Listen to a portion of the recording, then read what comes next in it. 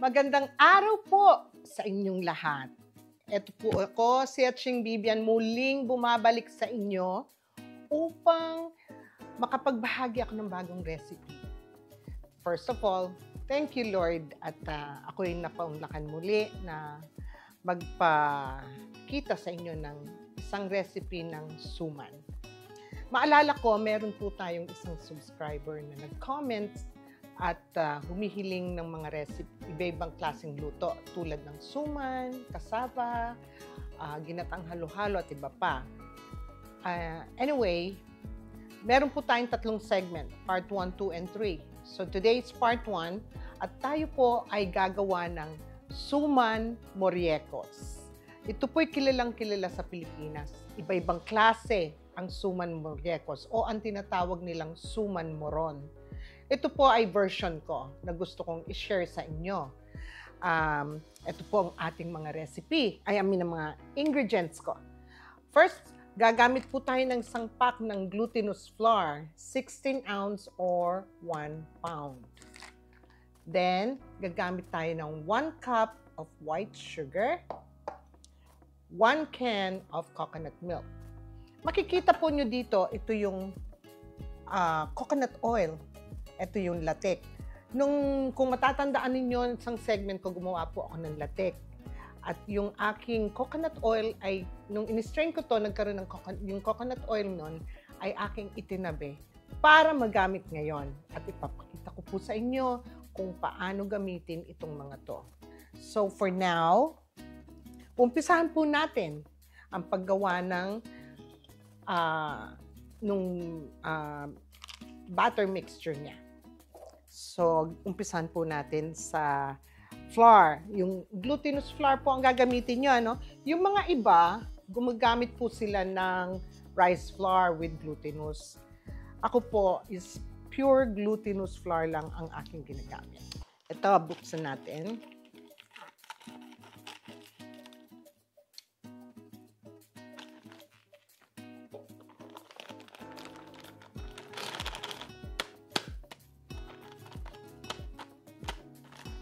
Bago po ang lahat, maalala ko na ang suman po ay gumagamit tayo ng dahon ng saging. Ano po? Ang dahon ng saging na ginagamit natin ay yung mga frozen na nabibili dito. Hindi katulad po sa Pilipinas, sariwang-sariwa ang banana leaves. Dito po, ang gagamitin ko pong klase ng banana leaves ay yung bilog. Bakit bilog? Kasi po, kadalasan po yung binibili ko na frozen dito, na buong leaves, kalahati po natatapon, nasasayang. But for this one, gagamitin ko po ay ang mga bilog na banana leaves. Less time sa pagpe-prep. However, alam po ninyong lahat na kailangan ninyong ipadaan ito sa apoy. Para sa ganun, pag binalot natin ang suman, ay hindi po puputok ang dahon. Ganon din naman sa Pilipinas eh. So, pag tinupi-tupi natin, magandang itupi ang suman. So, ito po ang aking mga dahon na prepare ko na ahead of time. Okay? Ngayon po, ito yung one package ng flour, no? Kung mapapansin nyo, naka-gloves ako kasi I'd rather use my hands in prepping this. So, lalagyan natin to ng 1 can of coconut milk. But before that, isasama ko muna yung aking dry ingredients, which is the sugar, which is 1 cup of sugar. Ngayon po, haluin ko lang siya ng konti. Pag mapapansin nyo, hahaluin ko lang po siya ng konti.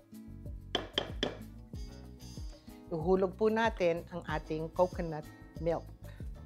Ayan. So, nahalo na natin yung coconut milk, yung sugar, and the glutinous flour. Hahaluin lang natin hanggang ito'y magsama-sama. Hindi po kailangan na basang-basa.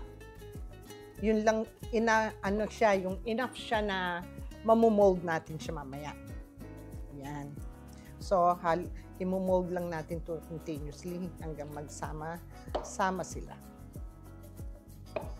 Yan, kung nakikita po ninyo, malapit na silang ma-incorporate. Para sa ganon, madali natin siyang i-mold sa suman. Napakadali lang po ng recipe ito. Kahit sino kayang gawin ito. Dahil walang masyadong preparasyon. Maliban lang po yung dahon ng saging.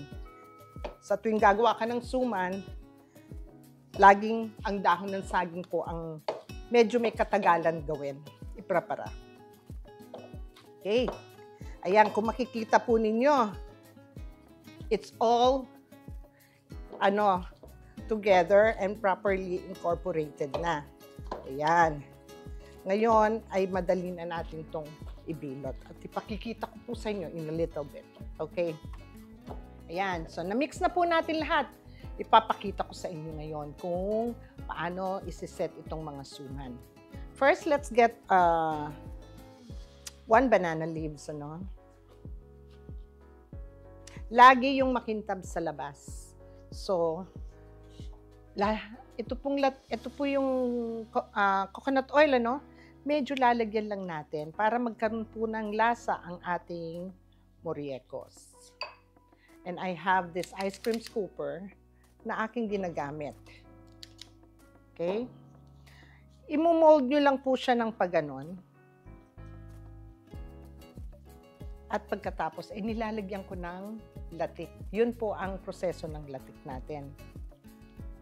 Konti lang po, hindi kailangan madami. Yung makover lang po siya. Okay? So, yan. Kung makikita nyo, ayos na. So, ifo-fold lang natin siya rito. Isa pang fold para bilog. At ifo-fold natin siya dito. Yun po ang kagandahan pagka sinusunog siya sa may apoy. Hindi po napupunit ang ating dahon ng saging. And i-fold lang po natin all the way. At yan po ang ating suman moriecos. So ihilera po natin lahat sila dito sa ating steamer basket.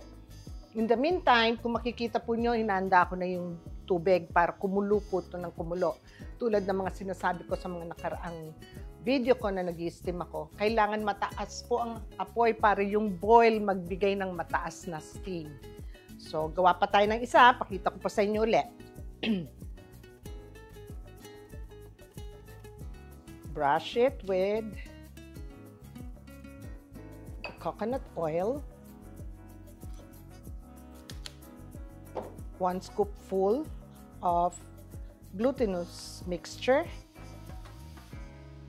And lalagay natin ang ating latik. Yan.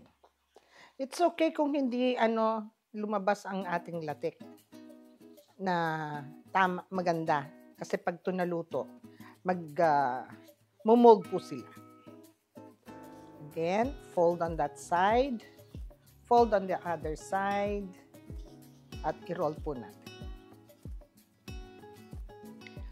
So, makikita po ninyo, dali lang po ha, at medyo bumuka. Makikita po ninyo, nakahilera po sila. Ilalagay ko, tatapusin ko ang pagbalot nito at pakikita ko sa inyo kung anong itsura nila bago sila i-steam. Okay? I'll be right back. Ayan, kung makikita po nyo, ito na yung ating mga binalot na suman, moriecos. Nagawa ko po ito, mga 22 pieces, di pa naging 2 dosena, po. Anyway, kung gusto po nyo ng mas maraming gawin, pwede nyo doblehin yung aking recipe. Pwede nyo rin triplihin kung marami kayong bisita. And you can do this ahead of time. This is good for a week. So, kahit na ang party nyo sa Sabado, gawin nyo ng Miyerkules para hindi na abala sa iba pang mga lutuin nyo. Kung makikita po nyo, kumukulo na ang ating tubig. Ayan, nakulo na. Yun ang sinasabi ko sa inyo na dapat kulong-kulo po ang ating tubig. para maganda ang steam at nasa mataas pong apoy. Ngayon, ito po ay aking ilalagay ngayon dito at i-steam po lang natin to ng 45 minutes. 45 minutes po. At sa ganon, after 45 minutes, I'll come back and show you our finished product. Ayan, tapos na po. It's been after 45 minutes. Ito po ang ating suman moriecos. Nagmamantika siya because of the coconut oil. So, mainit pa ito. Bagong hango ko lang. Ngayon, ilalagay natin sila sa ating mga tray. So, magbukas po tayo ng isa para malaman ang resulta ng ating sumang moriecos. Ayan. Makikita po ninyo ang ating latik. At nagmamantika siya sa latik mismo, sa oil ng coconut. Mainit po to. Masarap itong kainin pag malamig. Pero tikman natin.